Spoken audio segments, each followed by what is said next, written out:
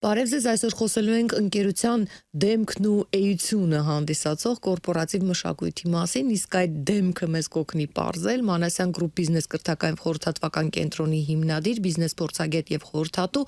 Հայկ Մանասյանը։ Բարև ձեզ, պարոն Մանասյան։ Մենք շատ լսում ենք կորպորատիվ մշակույթի մասին եւ կորպորատիվների միշտ մասնակցում ենք հիմնականում ամանորյա առիթով, ինչ է դա իրականում։ Այո, իրականում այդ տերմինը վերջի տարիներին շատ է տարածվել, ըստ այմ շատերի համար դեռ մութ, աղոտ հարցեր կան, ինչ է կորպորատիվ մշակույթը։ Կորպորատիվ մշակույթը կարելի ասել ընկերության ԴՆԹ-ն է, իր ամբողջ էությունն է, ինչով այդ ընկերությունը ապրում է, շնչում է, մտածում է, իր արժեքային համակարգն է, իր տեսլականն է, իր ուրեմն հիմնական արժեքների եւ տեսլականի վրա հիմնված հիմնական նպատակների ամբողջությունն է։ Բայց երկրի համար մշակույթը։ Այո, նաեւ դա եւ մշակույթ բառին եմ ուզում անդրադառնամ, ինչա մշակույթը, մշակույթը նա է, ինչը որ մշակվել է տարիների ընթացքում, այնքան է մշակվել, մինչեւ հղկվել, դարձել է մի ամբողջական կերպար ունեցող մի որևէ բան եւ անգլերենն է այդպես հնչում culture, cultivate բառից է մշակել։ Երբ որ ասում ենք կորպորատիվ մշակույթ, մենք պետք է հասկանանք, որ դա մեկ օրվա մեջ չի ստեղծվում։ Դա ճիշտ չի, որ մեկին բերես, ասես իմ կորպորատիվ մշակույթը թղթի վրա գրի, ես վերցնեմ, դարձնեմ մեր համար ոնց որ տրաֆարետնի մի բան եւ ասեմ սա է։ Դա տարիների ընթացքում ինքը ձևավորվող բան է։ Կամ վերցնես ինչ որ ուրիշ ընկերության մշակույթը։ Այո, ընկերության մշակույթը չես կարող վերցնել, չնայած լավ գաղափարները, լավ մտքերը, որոնք ցույց են տվել, որ արդյունք են տալիս, դա կարելի է օգտագործել։ Օրինակ բերեմ կորպորատիվ մշակույթի արժեքների մասով, օրինակ թափանցիկությունը։ Թափանցիկ հաղորդակցությունը դա կարա դառնա կորպորատիվ մշակույթի կարևոր էլեմենտ, որ մեր ընկերությունում հաղորդակցությունը միմյանց միջև, բաժինների միջև, ղեկավարի եւ աշխատակցի միջև չի կատարվում թաքուն, գաղտնի եւ մյուսներից ավելի քողարկված, այլ թափանցիկ է։ Շատ ընկերություններ կան, որ ամեն ինչ շատ բաց է, շատ պարզ է, ինչ որոշվեց, ինչ քննարկեցին, ով ինչ հարցով էր դիմել եւ սենյակի պատերն են թափանցիկ, ապակիներով ընդհանրապես բաժանված։ Այո, մյուս կարևոր բաղադրիչներից կարա լինի կորպորատիվ մշակույթի աշխատակցի ազատությունը եւ անկախությունը, որ ինքը ինքնուրույնություն ավելի ճիշտ, որ ինքը ինքնուրույն որոշումներ կայացնելու ազատություն ունենա։ Դա շատ կարևոր ուրեմն էլեմենտ է շատ ընկերությունների համար, երբ որ աշխատակիցը ունի ինքնուրույնության որոշակի աստիճան, ինքը ունի նաեւ ինքնադրսևորվելու որոշակի աստիճան եւ սեփական անձի մասնագիտական եւ ոչ մասնագիտական կարողությունների դրսևորման մեծ հնարավորություն։ Դա էլ է կորպորատիվ մշակույթի կարևոր բան։ Երրորդ կարևոր բանը կարա լինի ազնվությունը որպես կորպորատիվ մշակույթի հիմնադրույթ էլեմենտ, որ մեր մոտ եւ մեր միջև կոմունիկացիաները եւ մեր ու հաճախորդի միջև կոմունիկացիաները պետք է հիմնվեն ազնվության վրա։ Երբեք չի կարելի խաբել հաճախորդին։ Կան ընկերություններ, ոչ միայն Հայաստանում, նաեւ աշխարհում, որ հաճախորդին ստելով փորձում են որոշակի նպատակների հասնել, վաճառքներ անեն կամ ծառայություններ մատուցեն։ Դրանք կորպորատիվ մշակույթի են հիմքերն են, որ պիտի լինի։ Կորպորատիվ մշակույթի մեջ նաեւ պետք է լինի մարդկանց մոտիվացիաները հասկանալու աշխատակիցների եւ այդ մոտիվացիաների հետ ազնվորեն անկեղծ ճիշտ աշխատելու մեթոդ, որովհետեւ մարդը պիտի հասկանա ինքը մտել է այնպիսի մի մշակույթի մեջ, որը իր համար շատ լավն է, շատ նպաստավոր է, ինքը այդտեղ աճում է, ինքը այդտեղ զարգանում է։ Այս ամեն ինչն է, որ ասում եմ, դա ընկերության ԴՆԹ-ն է, դա ընկերության, այո, ամեն ինչն է, ավելի պատկերավոր ասեմ, կորպորատիվ մշակույթը ընկերության կամախքն է, ոսկրային համակարգն է, մկանային համակարգն է, ամեն ինչն է, որը անդրադառնում է գործունեության բոլոր ոլորտների վրա։ Եթե մենք կորպորատիվ մշակույթում ներդրել ենք ազնվություն ամեն ինչում, դա պիտի արտահայտվի բոլոր ոլորտներում։ Եթե դա արտահայտվում է բոլոր ոլորտներում, ինքը էական լուրջ ազդեցություն ունի ընկերության բրենդի վրա, իմիջի վրա։ Երբ որ դրա արդյունքում իմիջն է բարձրանում, ինքը էական ազդեցություն ունենում ընկերության շահութաբերության վրա, հաճախորդների քանակի վրա։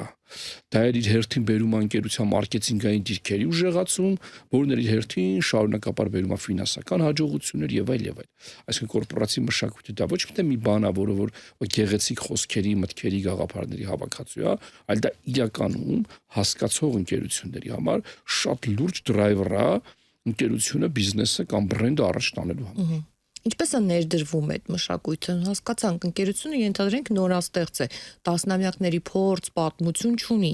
բայց պիտի սկսի ինչ-որ բանից աշխատել։ Շատ լավ հարց տվեցիք։ Ես հաղորդումներից մեկում խոսեցի շատ մի հետաքրքիր թեմայի մասին եւ այսպեսի միտք էի արտահայտել, որ յուրաքանչյուր բիզնես կամ ընկերություն վերջին հաշվով նմանվում է իր սեփականատիրոջը։ Այդ միտքը ես իմ տարիների փորձառությունից եմ եկել դրան, որ ինչ սեփականատիրոջ արժեքային համակարգն է կամ ընկերությունը ստեղծողի, այդպեսին էլ իր բիզնեսն է։ Այսինքն եթե սկզբից ենք ստեղծում, սեփականատիրոջ ամբողջ արժեքային համակարգը ակամայից ներդրվում է իր ԴՆԹ-ն, իր ստեղծած ընկերության ԴՆԹ-ի մեջ։ Այդտեղից էլ գալիս է, եթե ինքը իսկապես իր ապրած կյանքով, իր մշակութային ընկալմամբ, կրթությամբ, աշխարհայացքով, զարգացվածությամբ, ներքին եւ արտաքին զարգացվածությամբ ինքը այն մարդն է, որ ինքը հասկանում է, որ ազնվությունը դա բարձրարժեք հատկություն է մարդու մոտ, շատ ավելի բարձրարժեք, քան բարությունը, եթե ինքը դա հասկանում է, ինքը դա դնելու է իր գործի մեջ, ավտոմատ դառնելու է կորպորատիվ մշակույթի էլեմենտ եւ ինքը ստիպելու է, որ դա լինի։ Եթե ինքը հասկանում է մարդը ամենաբարձր արժեքն է եւ մարդկային կապիտալը ամենաթանկ կապիտալն է, ինքը դա դնելու է իր կորպորատիվ մշակույթի մեջ։ Եթե ինքը դա դրեց, ինքը հասկանալու է, որ մարդուն անընդհատ պետքա գնահատել, տալ ազատություն, դրսևորվելու, ինքնազարգանալու, կորպորատիվ մշակույթի կարևոր էլեմենտ է դառնում շարունակական վերապատրաստումը, մարդկանց որակների, այսինքն անձի կերպարը ձևավորելու է իր ընկերության կորպորատիվ մշակույթը։ Հիմա օրինակ մենք մեր ընկերությունում արդեն ունենք այդ մշակույթը ավելի շատ ընկալումներով, բանավոր խոսքով ասված, բայց ես հանձնարարել եմ մեր կոնսուլտանտներին, որ մենք թղթի վրա արդեն մշակված կոդով էթիքսի նման մի բան մենք ունենանք, որ ցանկացած նոր աշխատակից մտնելուց ոչ թե մենք բանավոր անընդհատ բոլորս պատմենք, մենք տանք ինքը նայի ծանոթանա, եթե ինքը ընդունում է, անցալում է, դա իր համար շատ մոտ է, ինքը դառնում է մեր մշակույթի կրողներից մեկը։ Դա արդեն պետք է ամեն ինչը վերածվի, ոնց որ փաստաթղթավորվի, մարդիկ հասկանան, որ կա այստեղ ընկերության բիբլիան է, էլի մոտավորապես, այդպեսի մի բան է, իր արժեքների հավաքածուն է տեսլական։ Բայց կան նաև միջոցառումներ, որոնք նպաստում են, որ այդ մշակույթը ամրապնդվի, եւ ենթադրում եմ, որ միայն ղեկավարը չի, որ պիտի զբաղվի դրանով, դրա համար կան երևի թե հատուկ մասնագետներ, մարդկային ռեսուրսների կառավարման մասնագետներ, եւ ինչպես են նրանք աշխատում, ինչ մեթոդներով։ Շատ ճիշտ նկատեցիք, այո, կորպորատիվ մշակույթը, քանի որ մշակել բառը մեջը կա, անընդհատ պետքա մշակվի, չէ, ինքը տենց կանգնած բան չի։ Այո, օրինակ շատ միջոցառումներ կան, օրինակ այդ բոլոր էլեմենտները, որ ասեցի, այսինքն օրինակ շարունակական զարգացում։ Դա վերապատրաստումների մասին է։ Մարդու կրթական ցենզի անընդհատ բարելավման մասին է։ Դա բնականաբար ընկերություններում անում են հիմնականում մարդկային ռեսուրսների կառավարիչները, հատուկ մեթոդներով, բացի դա իրանք անընդհատ հարցումներ են անում, տարբեր մեթոդներ կան, 360-աշճան հարցումներ, շատ տարբեր մեթոդներով իրանք հասկանում են իրանք ընկերությունում, կորպորացիայում ինչ խնդիրներ կա, ինչ բարելավման տեղեր կան։ Այդ բարելավման ուղղությամբ աշխատում են, թվում է թիմ բիլդինգները, որ հաճախ հիմա մեր մոտ շատ մոդա է ընկել, եթե շատ ճիշտ է արվում, այո, դա կորպորատիվ մշակույթի կարևոր բան է։ Մասնագիտական վերապատրաստումները, HR-ները նաև կարող են լավ խորանալ, հասկանալ, թե տվյալ ընկերությունում տարբեր աշխատակիցների խմբերի համար ինչ մոտիվացիայի կարևոր շարժառիթների համախմբություն կամ մշակեն դա, օրինակ ընկերություններ կան աշխարհում, որ ունեն օրինակ կարող է զարմանալ անսահմանափակ վճարվող արձակուրդի կոնցեպտ։ Իրանք հասկացել են, այո, իրանք հասկացել են, հիմա մեծ ընկերություններ են, իրանք հասկացել են, որ մարդը եթե սիրում է ընկերությունը, ինքը չի կտրվելու։ Միևնույնն է, ինքը եթե զգում է, որ արդեն շատ է հոգնել, շատ burn-out է եղել, իրան արձակուրդ է պետք, ինքը չպետք է սահմանափակված լինի նրանով, որ ես չեմ կարող գնալ արձակուրդ, հիմա այս этаպում ես չեմ կարող մի հատ անդրադառնալ իմ կյանքին, իմ գործ եւ կյանք բալանսին, ու ստիպված ինքը այդպես դեպրեսիայով շարունակ, իրանք հասկացել են, որ եթե ամեն ինչ այնքան լավ է, որ այդ մարդուն ասենք 2 շաբաթ պետքա որ ինքը հանգստանա եւ ինքը այդքան նվիրված իրան վճարովի տալիս են այդ արձակուրդն, ասում են գնա դու վերականգնվի, իհարկե HR-ների բոլոր այդ համատեղ աշխատանքի շնորհիվ, դա էլ է շատ հետաքրքիր բան։ Օրինակ Toyota-ն իր կորպորատիվ մշակույթի մեջ ամեն ընկերություն իրան ունի, դեպ ասեմ խոշորները։ Toyota-ն իր կորպորատիվ մշակույթի հիմքը դրել է Kaizen-ը։ Kaizen-ը դա շարունակական բարելավումների կոնցեպտ է։ Իր կորպորատիվ մշակույթի մեջ Kaizen-ը ամենտեղ կարգ է, այսինքն բոլորը իրանց տեղում շարունակական պետքա բարելավեն։ Ամեն ինչ մենք շարունակական պետք է բարելավենք, այսինքն մեր ամբողջ ընկալումը տեսլականը շարունակական բարելավումն է կամ Kaizen-ն է։ Ուրեմն Microsoft-ը շատ հետաքրքիր կորպորատիվ մշակույթ ուներ, որ ազատության ինովացիայի հնարավորություններ տալի աշխատակիցներին, որի արդյունքում Microsoft-ը նոր ապրանքներ, նոր հետաքրքիր, նոր բաներ կարողացավ ստեղծի, որտեղ այդ ընկերությունը եթե ինքը ապրանք ստեղծող են, IT ապրանք ստեղծող ընկերություն են, չի կարող ազատություն չտա։ Ուղղակի պարտավոր է իր կորպորատիվ մշակույթը հիմնվի մարդկային կարողությունների ազատ դրսևորման վրա։ Այսպիսի շատ տարբեր բաներ կան, հայկական ընկերություններ էլ կան, իդեպ ասեմ, ես ուզում հայկական էլ նշեմ, որ իրանք էլ ունեն իրենց կորպորատիվ մշակույթը։ Միգուցե իրանք չեն հասկացել դա ինչ է, բայց ես կողքից ուսումնասիրելով տեսնում եմ, որ կա այդ մշակույթը։ Օրինակ Grand Canyon կա ընտանեկան այդ մեկ ընտանիքի միջավայրի մշակույթը, իրենց աշխատակիցները իրենց մոտ շատ երկար են աշխատում, հենց այդ մեծ ընտանիքի գաղափարն է։ Դա ժամանակին ճապոնական ընկերություններից է եկել, որ եթե մեկին ընդունեցին աշխատանքի մեծ ընկերությունում, իրան էլ երբեք չեն հանում գործից։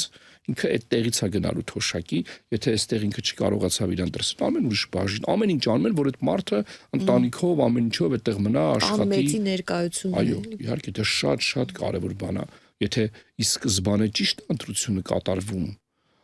եւ ճիշտ էլ պահվում է այդ ամեն ինչը, մարդը իրան վստահ ազգում ցանկացած վայրի վերումների, տնտեսական, ֆինանսական, ինքը գիտի, որ ընկերությունն իր մեջքին կանգնած է։ Ու հետարքիր վիճակագրություններ ձեզ ասեմ, որ այն ընկերությունները, որոնք ունեն լավ, ճիշտ կորպորատիվ մշակույթ, իրանց մոտ կադրերի հոսունությունը 21%-ով ավելի ցածր է։ Ավելի քիչ է կադրային հոսունություն լինում։ Ուրեմն 13.9%-ով մարդիկ ավելի արդյունավետ են աշխատում։ Ուրեմն իսկ այն ընկերությունները, որտեղ կորպորատիվ մշակույթը լավը չի, աշխատակիցների 79%-ը հեռանում են հենց մշակույթի բացակայության կամ վատ մշակույթի պատճառով։ Այս վիճակագրությունները ցույց են տալիս, որ իսկապես դա լուրջ բան է, բայց դա իրական պիտի լինի։ Այսինքն, եթե դու ուզում ես քո ընկերությունը հեռու գնա, ոչ թե արագ գնա, այլ հեռու գնա, դու պետք է հասկանաս, թե ինչ արժեքների վրա պետք է հիմնվի քո ամբողջ գործունեությունը։ Այդ արժեքները բնականաբար բխում են կամ սեփականատիրոջից կամ կառավարող անձնակազմից, եւ այդ արժեքները ոչ միայն պետք է դնել, այլ պետք է այդ արժեքները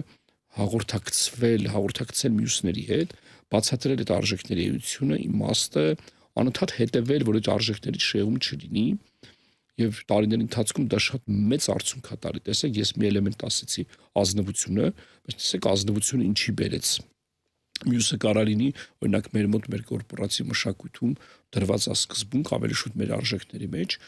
որ անգլերեն ասեմ, այդպես ենք շատ clients are on the top, այսինքն մեր գործընկերները ամեն ինչի վերևում են, մեզանից էլ են վերև, այսինքն իրենց շահերը, իրենց կարիքները մեր շահերից, մեր կարիքներից ավելի բարձր է։ Ու ցանկացած իրավիճակում, երբ որ փոքր ինչ մտանքի տեղ է գալի, ես հիշեցնում, ասում, հիշում եք, չէ՞ ժողովուրդ, clients are on the top։ Մենք ամեն ինչ պետք է անենք, որ իրենց լավ լինի։ Թեկուզ եւ այդ ընթացքում մենք կարող է հավելյալ աշխատանք ենք անում, մեզ դրա արդյունքում մի քիչ վատ է, ֆինանսապես ավելի ենք տուժում եւ այլն, բայց clients are on the top։ Այդ շատ կարևոր արժեք է, որ դրել եմ։ Մյուսը հենց այդ ազնվությունն է մեր մոտ դրված։ Ու շատ այդպիսի բաներ կա, որ ընկերությունները պետք է հասկանան, բաց կոմունիկացիան։ Մենք չունենք օրինակ մեր ընկերությունում, որը շատ տարածված է հայկական ընկերությունում, ներքին մրցակցություն կոչվածը։ Ընկերություններ կան, որ ասում են, իրար մեջ մրցակցություն ստեղծեք, որ իրար հետ մրցակցելով ընկերությունը շահում է, բայց մարդիկ այդ մրցակցության արդյունքում հարաբերություններ են փչացնում։ Հասկանում եք, այսինքն անընդհատ լավ հարաբերությունները միշտ լավ են ընկերությունում։ Ներքին պայմանավորվածություններ, ժամանակ անցկացնել, անձնական կապեր, դրանք չեն վնասում աշխատանքին։ Այս շատ լավ բան եք հարցնում։ Կա նաև բացասական կորպորատիվ մշակույթ, որից մեկը նա է, որ դու ներքին լարվածություններ ստեղծելով կամ ներքին փոքր ճամբարներին հնարավորություն տալով, որ իրանք ձևավորվեն, դու քո սխալ կառավարումը հնարավորություն տալիս ես, որ փոքրիկ ճամբարներ խմբեր ձևավորվեն։ Այդ խմբերը սկսում են ժամանակի ընթացքում նեգատիվ ազդել։ Ճիշտ առաջ հայացքից կարող է թվում, թե դա քեզ կառավարելու համար լավ է։ Բաժանիր որ տիրես, այո։ Ես հետարքիր մի պրակտիկա եմ ունեցել իմ կյանքում միջազգային խոշորագույն կոնսալտինգ ընկերություններում եմ աշխատում, երկու ընկերությունում, այդտեղ մեր chief of party-ին ղեկավարը ամերիկացի պարսիկ էր։ Գիտացնում եք, ամերիկացի, պարսիկ, որը որ անունը չեմ ուզում տամ, որը որ եկել է ամերիկյան պրոյեկտում, խոշորագույն պրոյեկտում chief of party է, ինքը մենեջմենթի նաև գուրու էր, կարելի ասել, ինքը այնպիսի միջավայր էր ստեղծել, որ բաժանիր, որ տիրեսի սկզբունքներ դրված, անընդհատ խմբերի մեջ արհեստական լարվածություն, մեկից մի բաներ լսում, գնում է մեկի մի բաներ ասում, այնտեղ ինքը դրանով իր կառավարելիությունները մեծացնում։ բայց ներքին մշակույթ չկար, ամեն ինչ շատ վատ էր։ Իրան դա պետք չէր, ինքը եկել է ժամանակավոր 2 տարի պրոյեկտ էին տվել, ասել են պիտի անես, արդյունքները սենց լինի, խնայողությունը նենց լինի եւ այլ, ինչ կառավարման այդ մանիպուլյատիվ մեթոդներ ընդունել։ Բայց եթե իր ընկերությունը լիներ դա, վստահ եմ այդպես չէր անի։ Բայց այդ գործիքները կա, այսինքն նեգատիվ culture-ի միջոցով դու կարաս ինչ որ մարդկանց պահես քո հսկողության տակ, էլի։ Բարեգործությունը կարող է կազմի մշակույթի մաս։ Ասեցիք շատ, օրինակ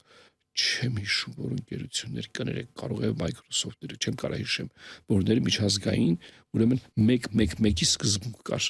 Մեր ժամանակի 1%-ը, մեր արտադրանքի 1%-ը, մեր շահույթի 1%-ը տալիս եք բարեգործությանը։ Իսկ չետարքի սկզբում։ Այո, դա մշակույթ է, այո։ Դա շատ կարևոր բան է, շատ լավ բան հիշեցրեցիք, որ դա ոչ թե պետք է լինի ցուցադրական, մենք դա պետք է լինի արդեն ստանդարտ։ Մենք մեր ժամանակի 1%-ը, պատկերացրեք 1000 մարդ աշխատում, 1000 հոգին եթե իր 1%-ը հատկացնի իր տարվա ժամանակի, ասենք տարվա ժամանակի 1%-ը բավական մեծ ժամանակ է, չէ՞։ Չգիտեմ, կարող է 1-2 օր լինի։ Հատկացնի բարեգործությանը, արտադրանքի 1%-ը հատկացնենք բարեգործությանը, շահույթի 1%-ը, բավական մեծ բան է, եթե մեր մոտ 100 ընկերություն լինի, որ մեծ ընկերություն մանավանդ 1%-ը հատկացնի, ահագին բան կլուծվի։ Բայց դա շատ կարևոր արժեք է, պրոստը այդ մարդը պետք է ղեկավարը ինքը այդ մշակույթի կարող է լինի, այդ շատ կարևոր է, դու պետք է կրես, դու պետք է հասկանաս, որ դու բարեգործություն չես անում ցուցադրության համար։ Ընդհանրապես ինչ են խոշոր միլիարդատերը, հարուստ մարդիկ ֆիլանթրոպիայով զբաղվում։ Դա նրա համար չէ, որ իրենք իրաց ցույց տան։ Իրենք շատ լավ խորը հասկացել են կյանքի իմաստը, նաև հարստանալու եւ հարստություն պահելու իմաստը, իրենք հասկացել են, որ փողը շարժ է ուզում։ Չպետք է գա կուտակվի մնա տեղում։ Իսկ այդ շարժը որտեղ գնա, իրանք հասկացել են, որ չպետք է գնա նեգատիվ տեղեր, որտեղ որտեղից գալու է նեգատիվ էներգիա։ Իրանք հասկացել են, որ եթե գնում է բարեգործության բարի նպատակների, կարմայի օրենքով վերադառնում է նաև բարի բաներ։ Դրա համար այդ բարեգործությունը խելացի հասկացող մարդկանց համար դա շոու չի։ Դա իրենց կյանքի իմաստի նպատակների մի կարևոր էլեմենտն է, եթե իսկապես իրանք դա հասկանում են։ Շատ լավ նշեցիք, այո, բարեգործությունն է շատ կարևոր արժեք,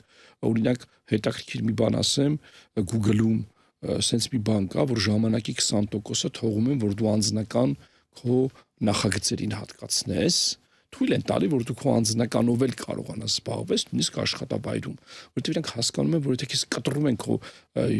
ուրեմն տարերքից, քո տենչանքից, քո սիրուն բանից, իրենք քեզ որպես մարդ ինչ որ առումով կոտրում են։ Եվ ասում է, այդ հնարավորությունը, որ տվել են, մարդիկ ավելի երկար են մնում, իրենց գործը ավելի սիրով են անում, ավելի նվիրված են աշխատում։ Երևի գիտեք, Google-ում շատ յուրահատուկ կորպորատիվ մշակույթ կա, այնտեղ անվճար սնունդ, տարբեր միջավայրեր եւ այլ։ Իդեպ դա էլ իր ծայրահեղությունն ունի, վերջերս հարցումներ էին արել Google-ի աշխատակիցների մոտ, ինչը չեք հավանում։ Օրինակ մի աշխատակից ասել էր, ես շատ վրդովում եմ, որ այն դիսպենսերը, որ դրված է մեքենան, այդ բանի իմ նստավայրից 20 մետր հեռավորության վրա է։ Մյուսին իր կողքն է։ Ինքը ավելի արագ է գնում իր։ Ես 20 մետր պիտի քայլեմ, դե բարձ արդեն ծայրահեղություն է։ Բայց այդպիսի բաներ են տալիս մարդու ազատության, օրինակ ճապոնական ընկերություններ կային, որ իրենց մոտ մանկապարտեզներ ունեին, որ ծնողները երեխաների, որ անընդհատ չվազեն այստեղ, բերեն երեխաներին թողեն մանկապարտեզում, իրանք, բայց դա իր հետազոտությունները, որ նայում ենք, հետարքիր բան կար, ասում դա իր նեգատիվ կողմ ունի։ Եթե երեխան իր մոտ է մանկապարտեզը մոտ է, ինքը անընդհատ մտքով երեխայի հետ է, ու անընդհատ ինքը աշխատանքի մեջ կենտրոնացման խնդիր ունի, պիտի հասկանաք էլի ոնց է կանում, բայց մարդը այսօր, տեսեք, այս արհեստական բանականության դարում մենք ինչի առաջ ենք կանգնում։ Արհեստական բանականությունը արդեն շատ լուրջ մարտահրավեր է նետել բոլոր ուղղություններով, եւ մենք հասկացել ենք մի բան։ Միակ բանը, որ մենք կարանք դիմակայենք, դա մարդ անհատի անհատական ներքին զարգացվածությունն է, ինչքան է ինքը որպես մարդ անհատ զարգացած։ Իդեպ անհատ բառի իմաստը ասեմ, անհատ նշանակում է անհատելի։ Այնքան է ինքը իր հետ միաձուլված իր էությունը, միտքը, գաղափարը, որ հատել չի լինի։ Եթե մարդը իսկապես անհատականություն է, ոչ մի ChatGPT իրեն չի կարող հաղթի, որտեղ ինքը յուրահատուկ անհատականություն է, չէ՞։ Դե հենց այդ մարդ անհատ ամենակարևոր կապիտալն է, եւ կորպորացիաները պետք է հասկանան, որ հենց մշակույթ պետք է դնեն, որ հենց այդ մարդ անհատները իրենց մոտ զարգանան, իրենց ամբողջական ներքին աշխարհով, կրթությամբ, արվեստի իմացությամբ եւ այլնով։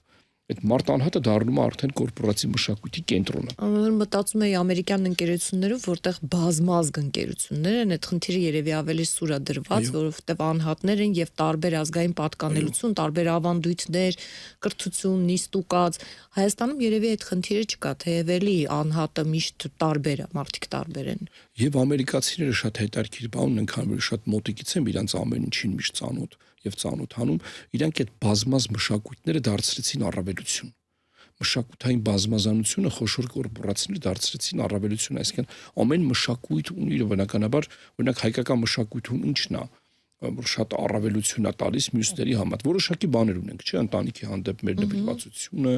ինչ որ մի տեսակ հայ հպարտությունը պահելը, այդպես բաներ ունենք, չէ՞։ Իրենք հասկացան, որ ամեն մշակույթ ունի իր առավելությունները, այդ առավելությունները վերցրեցին, դարձրեցին այդ կորպորացիայի առավելությունների ցանկ, ու իրենք այդ բազմաս մշակույթի առավելությունով գնացին առաջ։ Մենք ուղղակի սովոր չենք բազմաս մշակույթների հետ աշխատելու, մենք մոնո այդ առումով մտածելակերպով ազգենք, որը լավ չի, մենք չենք բացվում,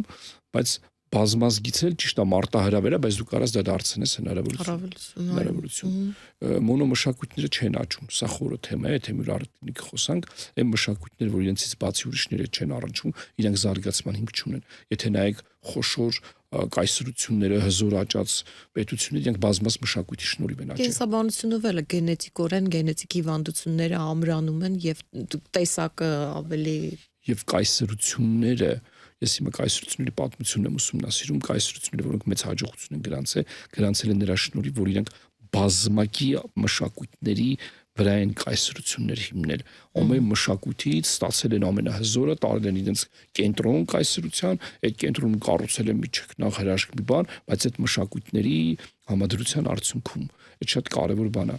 Մենք դեռ դրան բնականաբար մենք շատ հետ ենք դրա մասին, բայց գոնե կորպորատիվ կառավարման մակարդակում, եթե գալիս են մարդիկ, որ իրենք այլ մշակույթի կրող են, եթե չի հակասում, դու նախ ունենաս քո արժեքները,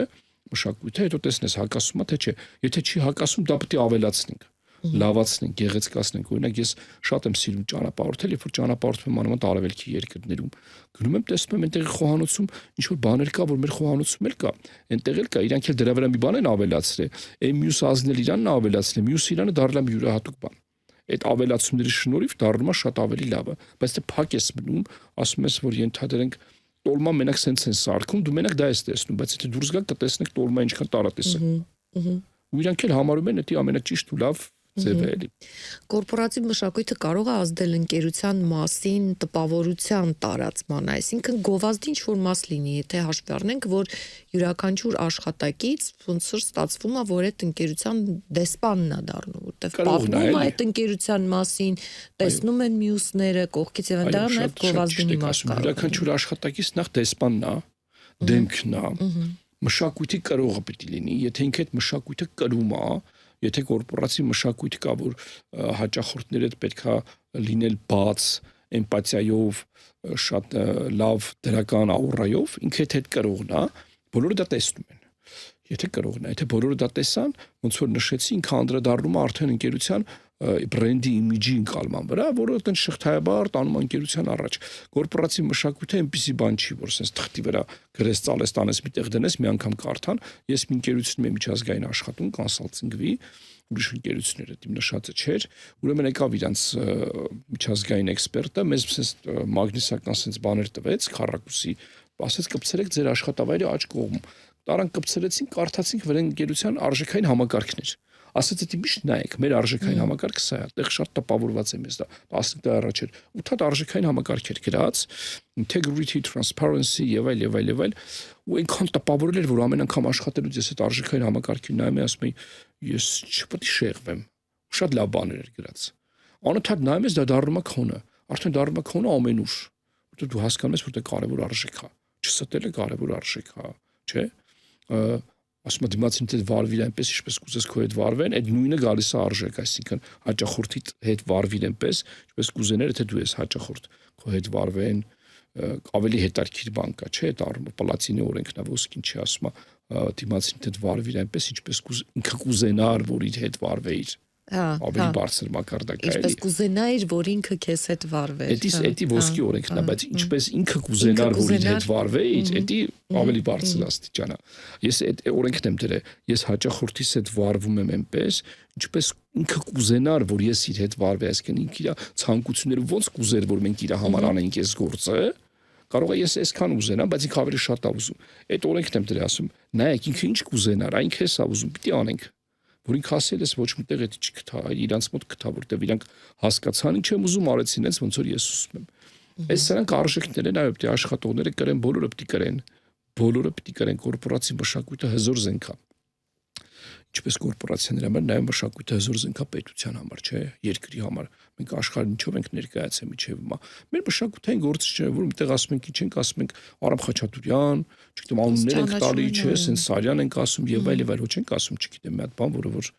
անցողիկ մի հատ երևույթ է։ Չենք ասում, չէ, Մասիս կոշիկի ֆաբրիկա։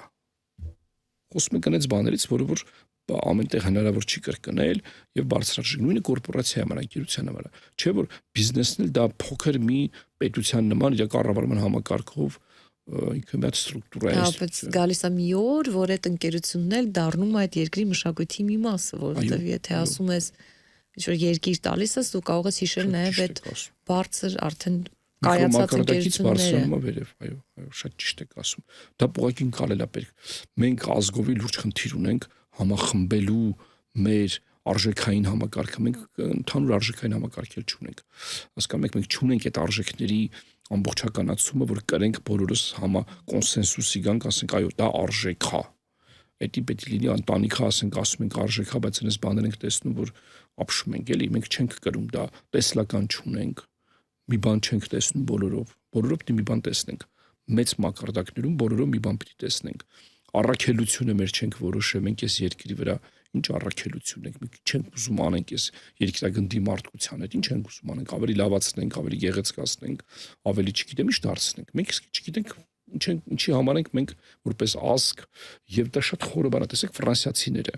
խորանում ես։ Ֆրանսիացիները լուրջ առաքելություն են ունեցել Եվրոպայում։ 3 ֆրանսիական հեղափոխություն ա եղել 100-ամյակներով։ Իրենք ազատագրել են մարդկանց մտքերը, հոգիները, գաղափարները, եղբայրություն, հավասարություն, չէ՞։ Առաքելություն են կատարել։ Դրա համար միջև հիմա ֆրանսիացիները իրենց բարձր արժեքը ունեն։ Ֆրանսիական հեղափոխության մասին պատմաբանները վիճում են, բայց այդ արժեքները, որոնք տարածվեցին, անվիճարկել են։ Բրենդ։ Այսինքն մենք պետք է մեր արժեքներով դառնանք բրենդ, որպես ազգ պետություն, նույնն էլ կորպորացիան իր արժեքներով է դառնում բրենդ։ Եթե ինքը շատ լավ արժեքներ ունի, հաճախորդները շփվում, տեսնում են, որ այստեղ լրիվ ուրիշ մի հատ մոտեցում է ու դա իրական է, ինքը դառնում արդեն բրենդ, որտեղ այդպես երկրորդը չկա։ Եվ կորպորացիոն մշակույթը կլոնավորել հնարավոր չի, ոնց որ դուք սկզբից հարցրեցիք, չի լինի ուրիշի կորպորացիոն մշակույթը բերես կլոնավորես դնես կոմոդ, դա արհեստական բան է լինելու։ Կլոնավորել հնարավոր չի, բայց որն է առաջինը, կորպորացիոն մշակույթը թե տեսլականը, սա շատ կարևոր է։ Ամեն դեպքում տեսլականն է։ Ինչ ենք ուզում, հետո դրա հիման վրա ինչ մշակույթ ենք ձևավորում, որ ինչպես հասնենք ուր, ինչ նպատակների։ Ուրեմն խորհրդատվական պրոյեկտներից մեկով մի հայ-ռուսական մեդիա գրուպի հետ է աշխատում։ Ուրեմն հանդիպում եղավ իր տնօրենի հետ, առաջի հանդիպումս որպես խորհրդատվական ընկերության ղեկավար, ասացի, կասեք ձեր ընկերության առաքելությունը, տեսլականը, արժեքները, մի հատ հասկանամ ինչի համար է էլի այս մեդիա գրուպը աշխատում։ Ընկերության ղեկավարը ինձ սենց արեց, ասեց, այդ են սիրուն բառերն է, որ գրում են կայքում դնում են, որ բացեն կայքը կարդալուց տեսնեն։ Այսինքն իմ մոտ ընկալում կար, որ այդ արժեքներ, տեսլական, դա կայքում դնելու համար է։ Բոլոր կայքերը դա պիտի ունենան, չէ՞։ Այդ ընկալումները ասում, չէ, դուք ինչի համար եք այս գործը անում, ձեր միսիան ո՞րն է։ Ինչի եք անում, ինչի եք հերթական հեռուստաընկերությունը աշխատացնում։ Միսիա պիտի ինչի իմաստ պիտի կրթել, չգիտեմ, զարգացնել, կապել աշխարհի հետ, նորարարական ինֆորմացիա տալ, ինչն է միսիան, չկա։ Ինչ արժեքներով եք անում, ստով, ճշտով, փող աշխատելով, ինչով եք անում։ Այսա որ չկա, ընկերությունը չի կարող զարգանալ։ Ինքը նստել է փոքր մի հատ sense բանի վրա, պատտվի, մի օր էլ տեսնել չի կարող, պատտվի, տենց ընկնի գնա։ Որ չունես նշանակետ, որին ձգտում ես, դու չես կարող տեղ հասնել, պարզապես մնալու ես դոփելով տեղում։ Եթե չգիտես ուր ես գնում, դու երբեք այդտեղ չես հասնի, որտեղ չգիտես ուր պիտի հասնես։ Շնորհակալություն, կորպորատիվ մշակույթի մասին էինք խոսում Մանասյան գրուպ բիզնես կրթական եւ խորհրդատվական կենտրոնի հիմնադիր, բիզնես փորձագետ եւ խորհրդատու Հայկ Մանասյանի հետ տեսություն։